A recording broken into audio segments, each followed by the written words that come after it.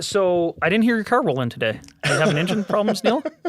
I have to get a louder exhaust. Apparently. Yeah.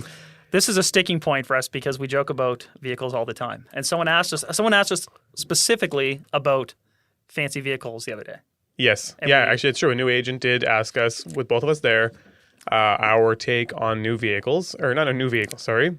We'll say luxury cars versus, I guess, whatever is considered that. So Chandler and I vary on this. I think in this business specifically, and I don't mean rental housing, I mean being a real estate agent, I think it makes sense to have a car that is considered to be like a luxury vehicle. Now, I don't necessarily think that it needs to be a $150,000 luxury vehicle, but I think slightly above the general consumer vehicle is important for the simple fact of perception of like success and like where your business achieves that. Because in this business, it's very important to basically scream your successes from the rooftops, show that you're killing it. And I found even myself when I got started in buying real estate before I had my license, I remember a few agents pulled up, and unfortunately, right off the hop, there was a little bit of judgment if they pulled up in something that I didn't perceive as a top vehicle. And I think it was because I knew that a lot of big agents do drive around in certain types of vehicles. So when someone pulled up in a not so top vehicle, I felt that way. And also to put this in context, so we can just give our vehicles. So Chandler, what do you drive? A really nice, reliable 2019 Toyota RAV4. Yes. Very nice. Black. Black on black. Black on black. And then me on the flip side, I drive, I feel like an idiot saying this, but I drive a Mercedes and it's white. Mm-hmm. It is loud. That part has nothing to do with the business. That's my own personal desires. But yeah, so I drive a white Mercedes. I actually think that my car is too far gone. I think my car is actually stupid on the fancy car side of things. I think like the prime optimal vehicle was like a Lexus, which I had before. Again, I bought this car again not for the business. I bought this for a personal desire. So, but yeah, so that's what we drive, and so that's my thing. Is I think I've told a lot of new agents when he asked this question, I said, you know what? I think it's worthwhile for you to upgrade into something that looks a little bit more flashy because there's an aspect of assumed professionalism, and I feel that a lot of people want to associate themselves and be like, yeah, this guy represents me, or this guy works for me, or this girl represents me. I understand the logic. Like you want the person who is working for you to be accomplished in what they're doing, and rightly or wrongly, we associate having a nice car with a certain level of accomplishment or expertise. Yeah. The challenge is, and you kind of were hinting about it, it depends on the context. When we're listing $1 million property, maybe we look, dress, act, talk, drive some different way. Yeah. But we also list other properties, perhaps more blue collar people who, maybe it's a lower priced product and they're a bit more humble in, their finances, and they can find it a bit offensive when you roll up there in your white Mercedes, and it might alienate them. So my whole thing is the vehicle that I drive and the way I dress and the way I act isn't to make myself feel good. It's to make other people feel good. I understand this idea of, dress for the job you want, but my whole thing is like present for, the relationship you want to have. And some people don't feel comfortable with that. Yep. And, as you say, don't buy a Nissan, don't learn how to buy Nissan, or what is it? What's your... We're going to make you say this every 3 episodes. I know. Don't take advice on how to buy a Rolls Royce from somebody that drives a Toyota Corolla. Okay. Well, what happens though, like if someone says, I want to buy a Toyota Corolla though, I can't take advice from you because you're driving a Rolls Royce. You can't relate to what I'm trying to go through or I am going through. But see, I disagree because I feel like it goes the other way. Like I think somebody can have insight on how to buy something like that, even though they drive the let's say the more expensive vehicle. Again, like I don't think it's a mandatory item. I think it's more of a it's part of it. And I agree with what you're saying, except I just think on a majority basis, like if I took 100 people and then made them pick on which agent purely based on vehicle, of the 100, I would say more than 50 would pick based on the fact that on the fancier vehicle. Yeah, it depends if you're talking like a fancy vehicle and some hoopty. Like when I first got into the business, I was driving a busted old Sonata, and like there's nothing wrong with Sonatas, but like this thing had 230,000 kilometers on it. Yeah, like it was rough, and it got to the point where I was like, man, I've got to upgrade to something else from a perception.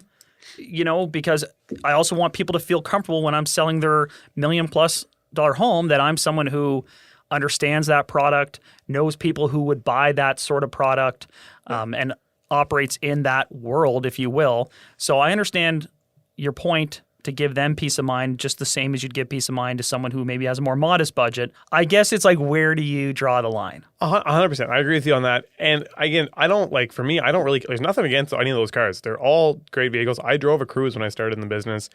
That's actually my turning point. Was I pulled up to $1 million lakefront house, cold lead, Yeah. in my Cruise, and they pulled up in some big giant SUV luxury thing, like a whatever it was, some $100,000 SUV. And I could see the immediate look on their face. Right. I could just see it as I pulled down the driveway. And the first couple questions were questioning basically what I knew and what I was capable of doing. Like immediately. Yeah, totally. And I can't help but believe that the fact that I pulled up in a Cruise to that is what immediately set them on a bit of a concerned path. Right. And so from that, that's literally that appointment happened. And then within like a couple weeks, I had the Lexus because I was like, I don't want to be questioned on something like that that's so easily controlled by me. Again, and I wouldn't buy again. I'm not going to go out and buy a brand new Lexus and flex on someone. I'll go out and buy one that's a few years old, because then they can also kind of stomach in their head. They're like, okay, like it's probably not a brand new car. It's not like they're going out and being super ostentatious. Again, the car that I have now is too far. That's past the line. I've gone past the line with the vehicle that I drive now. But Gotta reel it in. Yes, exactly. But I think there is a level of it. But again, it's just a general business thing. I don't agree that you have to do it. But I think, again, if we took 100 people and they picked purely based on the vehicle sitting there, they do that. Now, we've actually grown our business on a different scale of we sell a certain amount of knowledge with our business. And I think that's more actually what's growing our businesses. But I think it plays a factor still. I'm sitting here thinking about this because I don't really talk or get asked about this a lot. But if I'm being honest with myself, I kind of like the fact... Maybe I'm a bit contrarian by nature, I think, if I'm being honest, right? Mm-hmm. And I like the fact that I don't have the nicest office. Yeah. You may or may not know that. I don't have the nicest office. Nice with mine. And I probably have one of the lesser vehicles on our lot at any time at the office. Yep. And I sort of like the fact that, I don't do what other people do. You know, like I dress in a hoodie and blah, blah, blah, blah. And I guess if I'm being honest, like I said, it is a bit of a shtick maybe that I should probably get over and find a better balance. Because your point's not lost on me. I think it does matter a bit. And I do think that Toyota RAV4 is just a really nice vehicle. I need to get a Toyota sponsorship out of this. It's a great vehicle. I'm in on that. But maybe I do need to upgrade it, because every now and again I go through that as well, where it's like, okay, we just moved offices, right? And people are just caking out their offices in a major way. I don't know the last time you walked around. It's insanity. It's ridiculous. I've never seen like the mini fridge per square footage there is like unsurpassed. The humidor per square footage. Oh my God. We've mini fridges are old news now. It's like humidor wine fridge combinations. Yeah. It's been a good year in real estate. So people are doing some crazy things. And I'm like, I don't know. I guess I'll just move my desk from the other office. And I took a sofa from at home. But every now and again, I'm like, all right, I should respect my business enough to invest in a space that's inspiring and whatever. Yeah. I mean, I don't need a humidor and granite countertops to feel inspired in my workspace, but I think it is important to have a good workspace. And, maybe my vehicle is something that needs to upgrade. We'll see. I don't know. Again, it's just, I think it just kind of plays into it a little bit.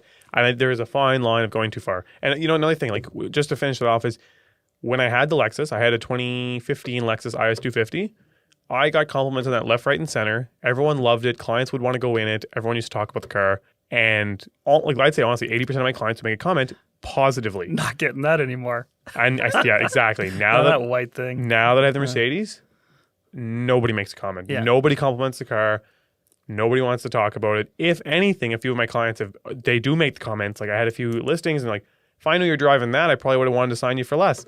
Or a few guys like, you're making all the money in these deals. I'm not making anything. 100%. So, and those are the guys that are speaking out. So I know that the other 80% are probably thinking it in their head and they're not saying it.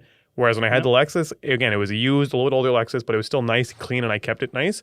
Everyone loved it because they could in their head, I think that's something that's attainable. Yeah. You can look them up. They're 30, 40K. It's really not that crazy of a vehicle. It would have been maybe 5-10 grand more than a Camry. Like it wasn't anything nuts. So huge. I got huge respect on that vehicle. The current one now, again, there's a line and I've crossed it. But again, I didn't buy the car for the business. I didn't buy the car for anybody else. I bought the car for myself. So I don't really care. And did the gold chain come with the car or that's... Secondary. Gift from my grandmother. Oh, here we go. Gift from my grandmother, Chandler. Thank you very much. She used to own a jewelry store. So, yes. And she has now passed. So, watch yourself. Okay? Oh, man. That's lovely. It's lovely. Yeah. But that's where I'm at with the car thing. On that same note, though, it's same with the dressing up. Yeah. I'm slowly also fading out of dressing up, but I was also it's also for me it was also kind of like a respect thing for my client. Mm-hmm. And I just again I can't help but remember myself when I started looking for real estate before I had my license. And I don't think I'm an over judgmental person, but it was just something that got backlogged. Like it didn't mean I wasn't going to work with you, but it just like if somebody pulls up in a t-shirt and shorts, I couldn't help but be like, does this guy even give a fuck? Yeah. Oh God, we have to bleep that out. But does this guy even care that I'm here? Like, you know what I mean? Like it was, and so it kind of gave me that feel. So I always try my best to make an effort to make sure that I'm suiting up to go and see someone, even if I just have like one appointment in the day. I'm throwing a suit on for the day for that one appointment because I want them to feel that I respect and am prepared to be there. Again, it doesn't have a huge impact, but I think it has a little bit.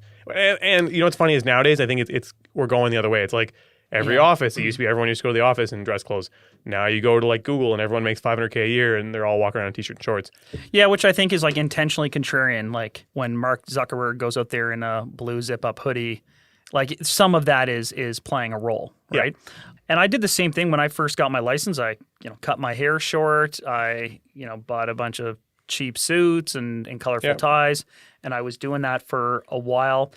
And then every time my clients, because I dealt with people from my sphere, they're showing up in sweats and whatever they're comfortable in. So I slowly over time just kind of dressed how I would dress normally. But people kind of laugh in the office because they see me one way.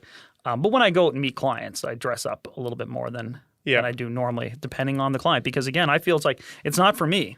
Yeah. Right? Like I'm doing it for the comfort of them. Yeah. So if that makes them feel more comfortable, it's a generational thing too.